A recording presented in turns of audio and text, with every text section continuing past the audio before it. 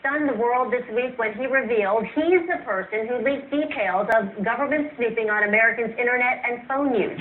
The 29-year-old former government contractor is believed to be hiding out in a safe house in Hong Kong, where some are hailing him a hero.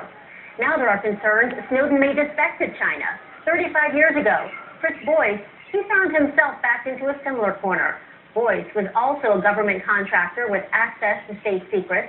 In 1977, when he was just 22, Boyce was arrested, then convicted of espionage for selling classified information to the Soviet Union.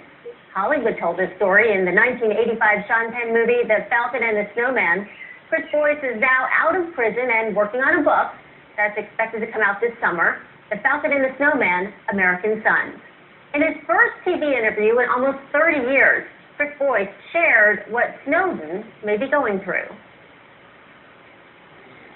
I assume he's feeling a whole lot of fear, a gnawing fear, tension, stress. I read the other day that he had disappeared out of his hotel, but he certainly hasn't disappeared from the Chinese police. They'll be watching his every move. If I was him, I wouldn't trust the Chinese, and I would not be surprised if at some point they didn't extradite him back to the United States, sell him in effect for some political concession. And when and if that happens, his life, if he thinks it's stressful now, it will just go further and further down the drain. So what do you think? What lengths is Snowden going to right now to stay out of sight? I probably think that all of his movements and activity are controlled now by the Chinese government. He can no more hide in China, I think, than my wife's French poodle. And I don't really think he can go into a fugitive, complete fugitive status in China like I did hide. The government there will have complete control over him.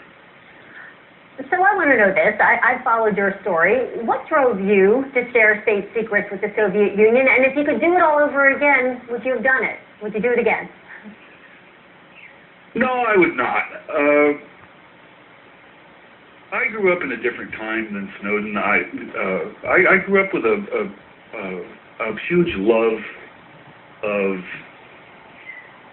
the American Republic, where it was a country at one point that, sent its armies out to free other people.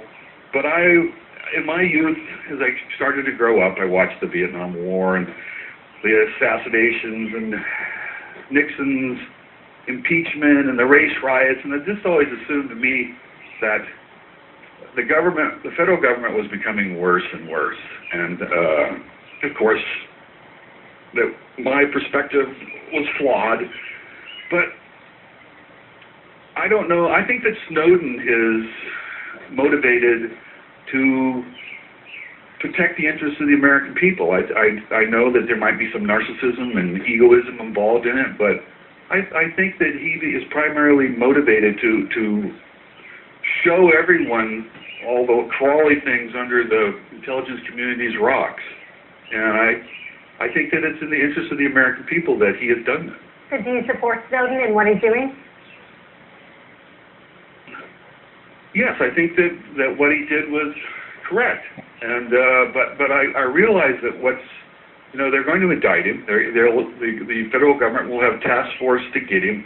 Eventually, I believe they will get their hands on him, and the Justice Department will arrange to have him convicted and sentenced to life in prison, and then he'll be turned over to the U.S. Bureau of Prisons, and they will maintain that other prisoners will kill him, so they'll put him in solitary confinement, and that could go on for 10 years, and he will just sit there, and his mind will turn to mush, and he'll tough it out for a year or two, and after that, he will utterly regret that he ever did this to himself.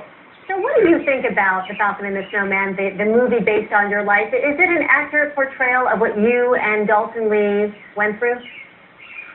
Yes, and it was very surreal, actually, to be brought out of solitary confinement myself and to sit down with the actors that portrayed me and watch the film in a room with federal bureaucrats and wardens and officers of the government, and And as each scene unfolded in the film in front of us, to feel the fury and anger of the bureaucrats around us watching it, sitting there with us. And so was there a satisfaction then that you felt in watching that? Yes, but it was also very strange. Everything about my life then had become strange. I hadn't seen the sun in years, and, but it was as bizarre and surreal a moment in my life as I ever could have imagined. And I would still be sitting in that in jail, in solitary, in prison, were it not for the legal wizardry of my wife. But that's another story. All right, Chris Boyce, thanks for your time. All right, good day. And again, that was Chris Boyce, who was convicted of selling secrets to the Soviet Union in the 1970s, and this was his first TV interview in more than 20